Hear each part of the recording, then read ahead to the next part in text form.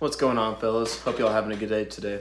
So in the last video, I was talking about a metaphor to explain the need for progressive overload to exist in any program that's going to get you results with time.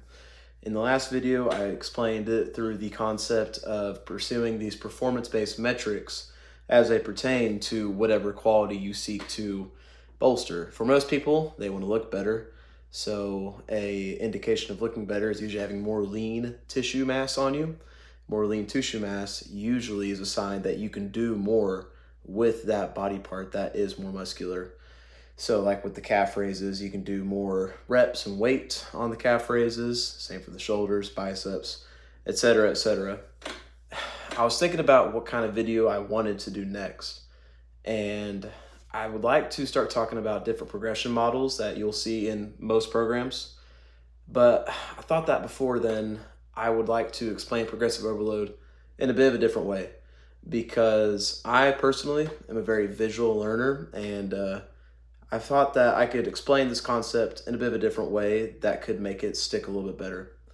So before I talk about what this graph represents here, I want to talk about progressive overload in a different sense. And we can think of it like this.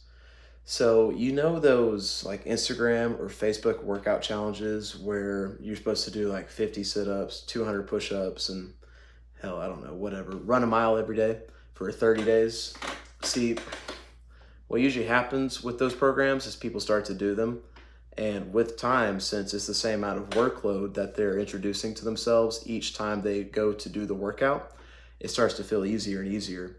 Well, that's because your body has made adaptations to compensate for this new task that you've thrown at it, this new challenge. Our body's very adaptive, so anytime you introduce a stimulus to it of any variety, it's going to adapt a little bit to it so that it's easier to deal with. That is what's going on whenever a task gets easier with time.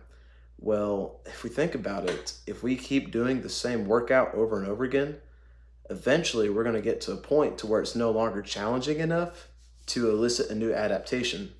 We've already gotten all the adaptations we've gotten from that stimulus, so we need to up the dose a little bit. And that is how I'm explaining progressive overload today. So here on this graph, on the, what is this, the y-axis? I ain't been in math forever, bro. The y-axis, we have ability. That's your ability to perform.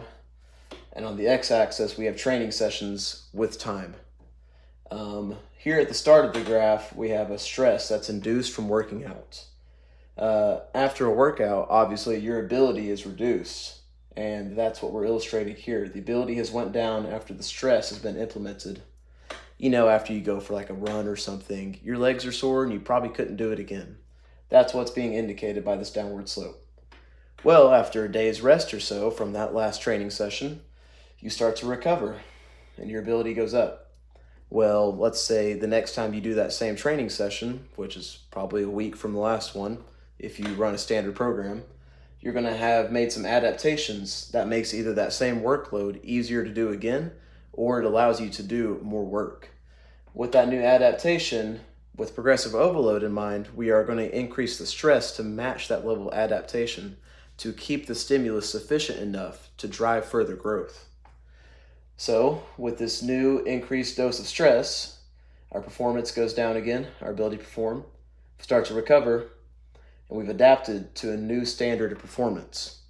So we up the stress again, and it goes forever and forever. That is another way to think of progressive overload. I wanted to take the time today to explain it in a bit different way. Hopefully this makes a little bit more sense than the last video did. Let me know which version of progressive overload defined you liked more.